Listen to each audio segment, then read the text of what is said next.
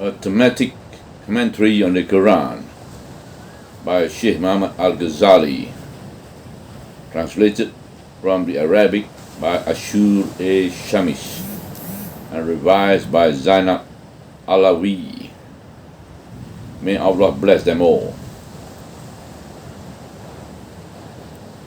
Professor Shaykh Muhammad al Ghazali was born on the 5th Zulhijjah 1335, September 1970 in Al-Buhaira, Egypt, and died on the 19th Shawwal 1416, March 1996. During his lifetime, he taught at the University of Al-Qura in Mecca, the University of Qatar, and at Al-Amir Abdul Al-Qadir University for Islamic Sciences in Algeria.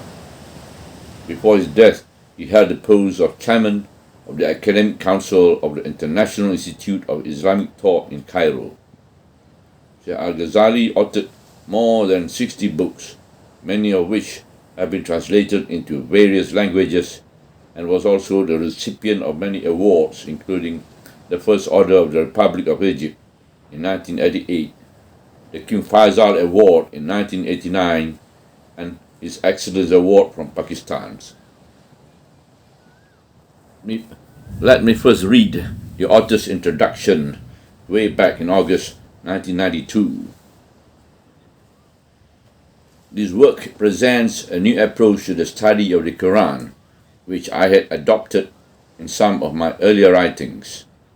Ever since I embarked on the task of producing this work, I have been daunted by a feeling of inadequacy, a fear of being unable to do the Quran the justice it deserves. My decision to go ahead with it nevertheless has been as much for my own sake as for that of the readers.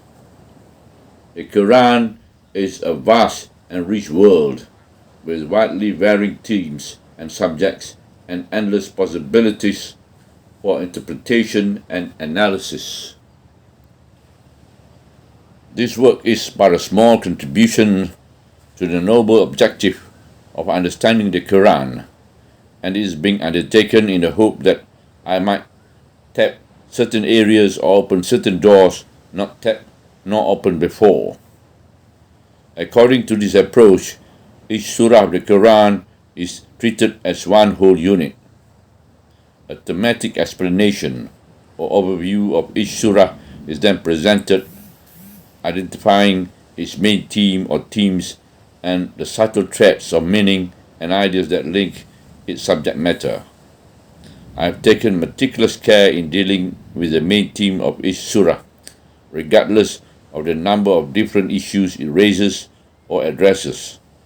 And these I have emulated the excellent pioneering work of the late Shaykh Muhammad Abdullah al-Darras in his study of Al-Baqarah, the longest chapter in the Quran. I began learning the Quran during my early childhood and committed it all to memory by the age of 10. Ever since I started to study it seriously, I have been convinced that there is a need for this type of commentary. But as I read the Quran today, going through my 80s, I did find that I have grasped only a fraction of its meaning. I feel a pressing need to go deeper into it and to try and link the themes, passages, and sections found in this surah in order to identify its character and its overall purpose. The method I've adopted consists of highlighting only those verses and passages that represent or enhance the features and the character of the main theme of the surah. This implicitly assumes that readers have to fill in the gaps and fit the rest of the surah into the overall picture themselves. Needless to say, this method of studying the Quran in no way undervalues or replaces the traditional methods and approaches adopted by other students and scholars of the Quran.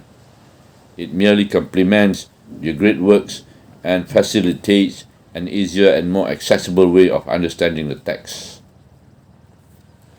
Another aspect of thematic commentary on the Quran, which I have not attempted to adopt here, is to identify the major themes of the Quran as a whole and discuss the issues and subject it covers in the light of those themes. I made use of this feature in other writings of mine, published in Arabic, such as Al-Mahawir Al-Kamsah fi La Al-Qur'an Al-Kareem, the five central themes of the Quran, and Nazarat fi Al-Quran, glimpses into the Quran. Surely, the study and understanding of the Quran can benefit from both approaches and from all efforts that will make its meaning, wisdom, and beauty easier to grasp and appreciate. The Quran shall remain an eternal fountain of knowledge, a guidance for all humanity, and a living proof of the power and glory of God Almighty. Muhammad al Ghazali, Safar 1413, August 1992.